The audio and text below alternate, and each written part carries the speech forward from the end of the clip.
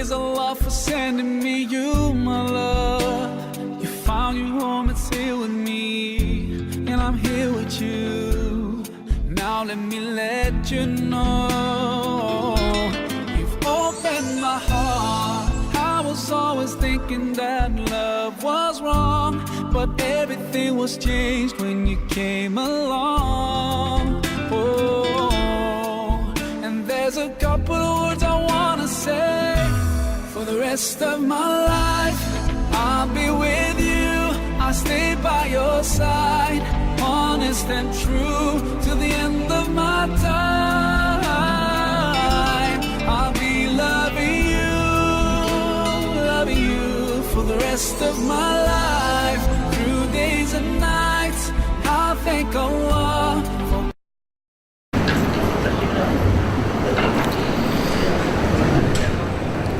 Bismillahirrahmanirrahim. Assalamualaikum warahmatullahi wabarakatuh. Masih lagi muka surat 406. Adapun takbir, maka sempurnanya dengan 3. Pertama sekali takbir yang betul. Sebutan. Ini pun saya ingat dah disebut sebelum ini. Kalau yang sebetulnya ialah kita sebut Allah, Allah,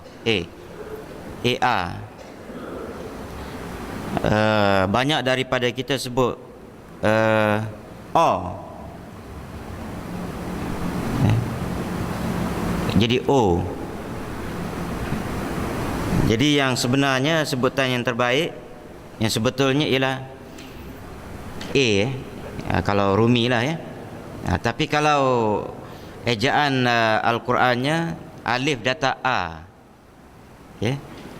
Alif data di atas A, bukannya alif di atas O. Jadi kitanya Allah.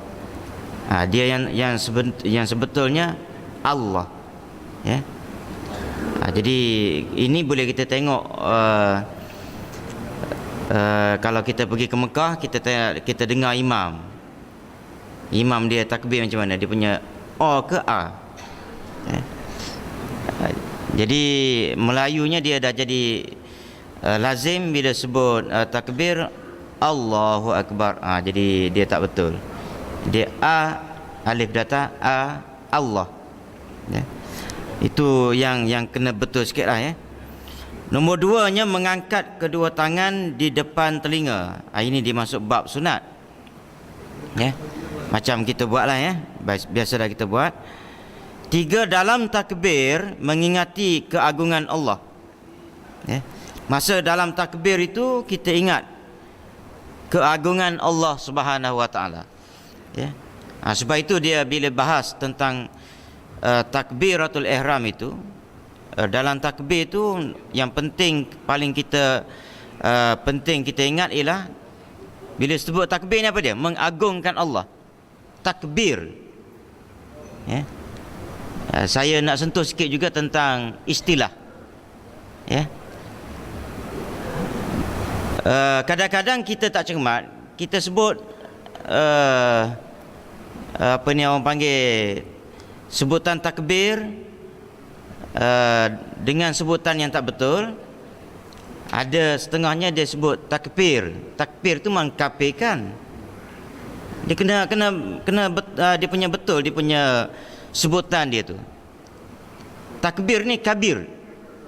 Bila takbir maknanya membesarkan Allah. Maknanya kita sedang mengagungkan Allah. Kabir besar, ya. Takbir mengagungkan Allah. Saya sebut istilah ni, sebutan biar betul ni, ada satu. Ini ustaz pun dia tergelincir sebab dia tak belajar bahasa Arab dengan betul. Dia ustaz dah, ya.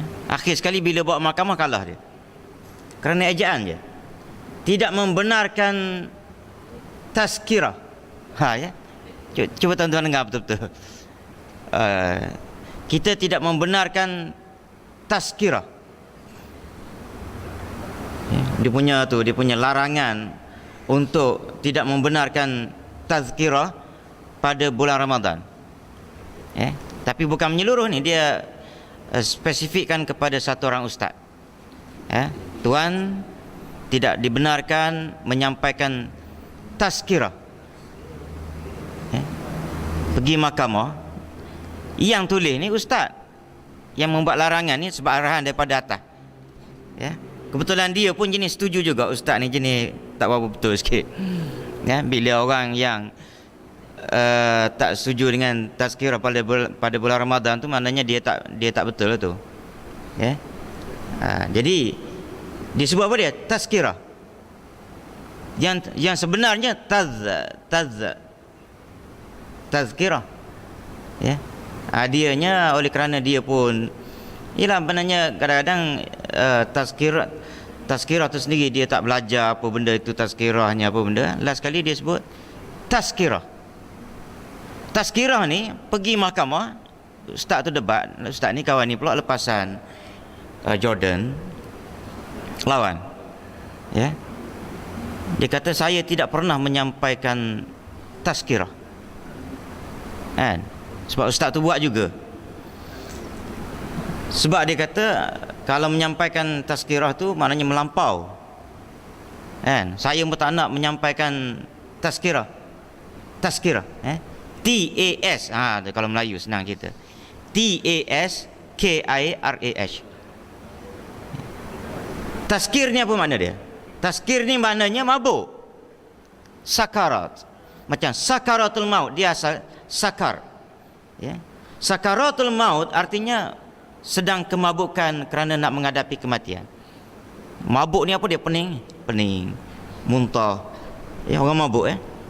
Kita pernah ada tak pernah kita ketika-ketika yang tertentu kita melalui satu ketika mabuk, macam mana? Macam nak putus orang. Saya boleh cerita ni sebab maknanya kita pun di Pahang ni sampai sekarang masa saya duduk di kampung saya di Jerantut itu, masa kecil-kecil dulu nak pergi belajar di sekolah menengah agama di Dong Raub. Jadi dia kena melalui satu jalan yang macam ular. Sampai sekarang jalan tu ada lagi. Pakai lagi jalan Jerantut Benta tu, itulah dia. Jadi bila nak balik nak balik kampung ke, nak pergi sekolah ke, time cuti sekali-sekala sebulan sekali tu, kita jadi mikir panjang. Sebab apa? Jalan teruk sangat. Boleh katakan mula-mula tu memang muntah. Jadi bila muntah tu, mabuk tu, kita rasa seksa. Nak putus tali nafasnya. Itulah dia. Sebab tu nama sakaratul maut tu, dia masa sakaratul maut tu kita rasa seksa. Tapi seksa sakaratul maut, mabuk mati ni lebih dahsyat daripada mabuk pening kepala kerana jalan berliku-liku. Jadi yang kawan ni tulis tidak dibenarkan tazkirah. Lawan, menanglah dia. Menang dia. Jadi sebut maknanya tazkirah ni juga ada satu negeri dah larang dah. Sudah melarang tazkirah pada bulan Ramadan.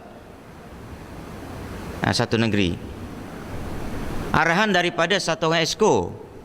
Esko ni tuan-tuan, ustaz dia. Mengaji Mesir. Jadi kalau ustaz tu orang tak tahu, tengok ustaz mengharamkan melarangnya, dia bukan mengharam, dia panggil melarang menyampaikan tazkirah pada bulan Ramadan.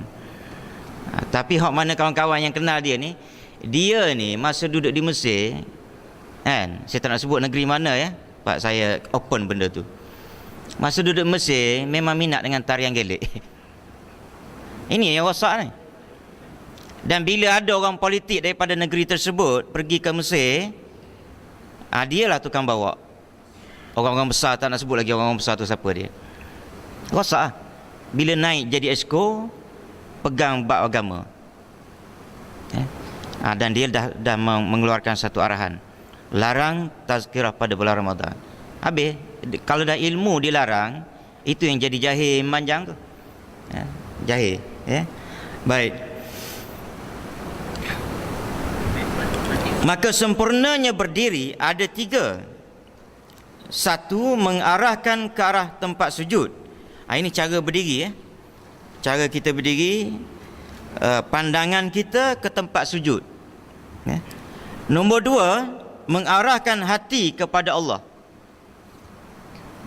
Dan yang ketiga, tidak melihat ke kanan dan ke kiri. Yang nombor 3 ni insya-Allah lah kita tak buat. Cuma yang nombor 1, mengarahkan ke tempat sujud ini, ini ramai yang kita gagal buat. Maknanya masa kita berdiri tu, biar kita fokus, perhatian kita, tumpuan mata kita tu biar tempat sujud, ya. Dan nombor 2 tu jaga hati, ya. Dan jaga hati ni saya dah terangkan semalam, macam mana kita nak jaga hati supaya kita sentiasa berada dalam keadaan mengagungkan Allah, takut kepada Allah. Pertama sekali kena menghayati makna-makna yang kita baca dalam sembahyang kita tu, ya. Biar terasa keagungan Allah Subhanahu Wa Taala. Ambil sikit lagi. Adapun bacaan mana sempurnanya ada 3. Membaca Fatihah dengan betul dan tertib, ya. Tak boleh nak baca alhamdulillahirabbil alamin siratal ladzina an'amta alaihim iyyaka na'budu wa iyyaka nasta'in maliki yaumiddin. Lintah bukan, ghostan dipanggil.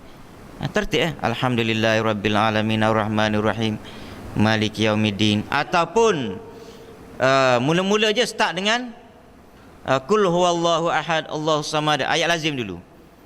Lepas tu baru Fatihah. Itu dia tidak tertib. Kalau baca alhamdulillahirabbil alamin, kemudian maliki yaumiddin, lepas tu arrahmanirrahim, itu dipanggil lintang pukang dalam ayat, itu memang haram lah.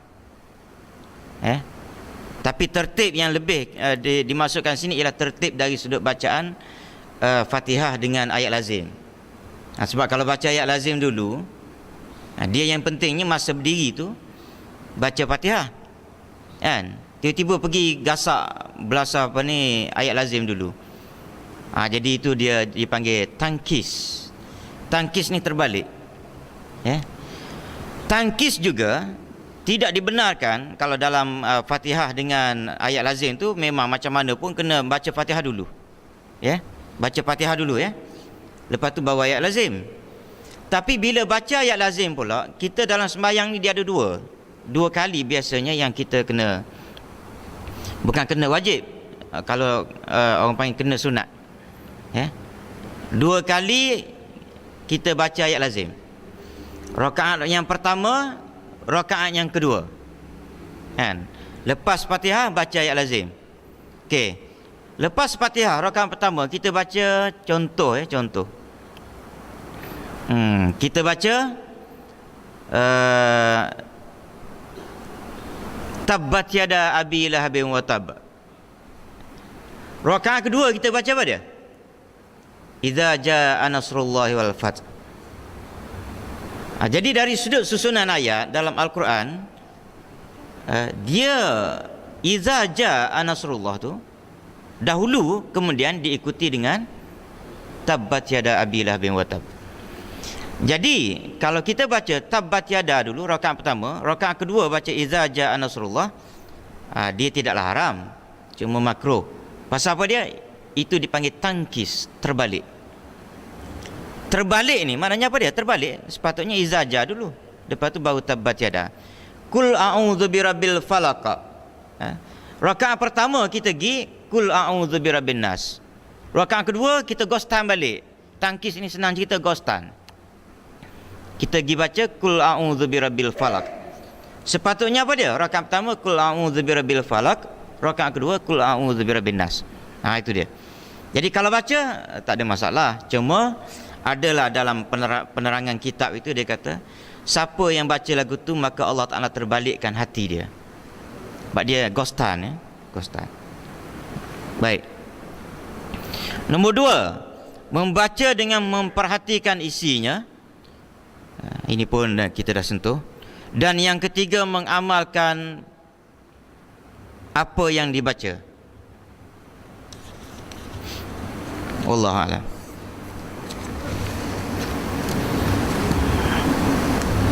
Bismillahirrahmanirrahim. Alhamdulillahirabbil alamin. Wassalatu wassalamu ala asyrafil anbiya. Allahumma ighfir lana dhunubana wa liwalidina warhamhum kama rabbawna wa li jami'il muslimina wal muslimat wal mu'minin. Allahumma ij'alna minal ladzina yastami'una al-qawla fayattabi'una ahsana. Wa sallallahu ala Muhammadin wa ala alihi wa sahbihi ajma'in. Walhamdulillah.